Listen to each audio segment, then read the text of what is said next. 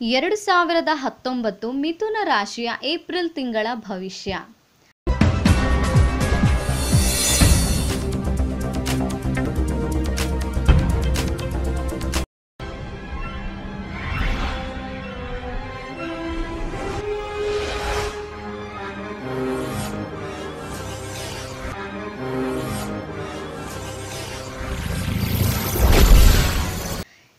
ಈ ಮಾಸದಲ್ಲಿ ಸರ್ಕಾರದಿಂದ ಸಹಾಯ ಪಡೆಯುತ್ತೀರಿ. ಕೆಲಸ ಕಾರ್ಯಗಳಲ್ಲಿ ಅಪಜಯ, ಜೂಜಿನಲ್ಲಿ ಹಣ ಕಳೆದುಕೊಳ್ಳುವಿರಿ. ಸಂಬಂಧಗಳು ಹಾಳಾಗಬಹುದು. ನಂಬಿದ ವ್ಯಕ್ತಿಗಳಿಂದ ಮೋಸ ಹೋಗುವ ಸಾಧ್ಯತೆಗಳಿವೆ. ಸಾಲದ ಬಾಧೆ ಕಾಡುವುದು. ಶತ್ರುಗಳು ದೂರ ಸರಿಯುತ್ತಾರೆ.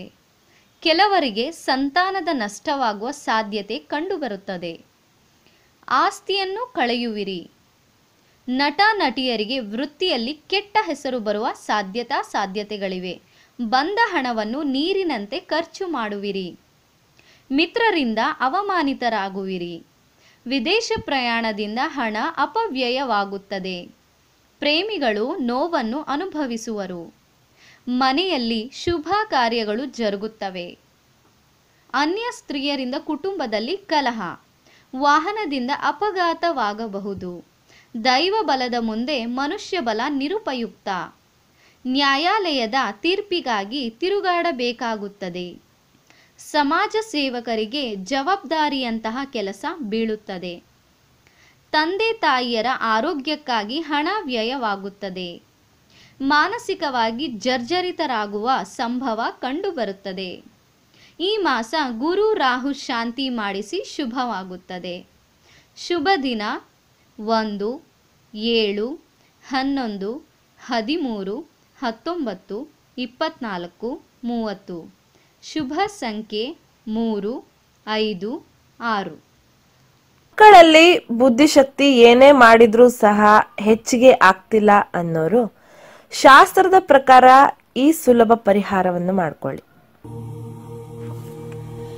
ಅನಾದಿ ಕಾಲದಿಂದಲೂ ನಮ್ಮ ಹಿರಿಯರು ಬ್ರಾಹ್ಮಿ ಪುಡಿ ಅಥವಾ ಸರಸ್ವತಿ ಪುಡಿಯನ್ನು ಹಾಗೂ ಇನ್ನು ಕೆಲವು ಗಿಡಮೂಲಿಕೆಗಳಿಂದ ತಯಾರಿಸಿದ ಪುಡಿಯನ್ನು ಜೇನುತುಪ್ಪದಲ್ಲಿ ಬೆರೆಸಿ ಮಕ್ಕಳಿಗೆ ನೀಡುತ್ತಿದ್ದರು. ಇದು ತುಂಬಾ ಪುರಾತನ ರಾಜಮನೆತನಗಳ ಪದ್ಧತಿಯಾಗಿದ್ದು, ಈ ರೀತಿ ಮಾಡುವುದರಿಂದ ಮಕ್ಕಳಲ್ಲಿ ಜ್ಞಾಪಕ ಶಕ್ತಿ ದಿನೇ ದಿನೇ ವೃದ್ಧಿಯಾಗುವುದರಲ್ಲಿ ಎರಡು ಮಾತಿಲ್ಲ. ಈ ರೀತಿಯ ಆಯುರ್ವೇದ ಔಷಧ ಬಳಸುವುದರಿಂದ ಬುದ್ಧಿ ಚುರುಕಾಗುತ್ತದೆ. ಶೀತ, ನೆಗಡಿ, ಕೆಮ್ಮು ಎಂದೂ ಕಾಡುವುದಿಲ್ಲ. ಮಕ್ಕಳಲ್ಲಿ ಹಸಿವೆಯನ್ನು ಹೆಚ್ಚಿಸುತ್ತದೆ. ದೇಹದಲ್ಲಿ ರಕ್ತ ಸಂಚಾರವನ್ನು ಸುಲಲಿತಗೊಳಿಸಿ ಮಕ್ಕಳಲ್ಲಿ ಇರುವ ಆಲಸ್ಯತನವನ್ನು ನಿವಾರಿಸುತ್ತದೆ.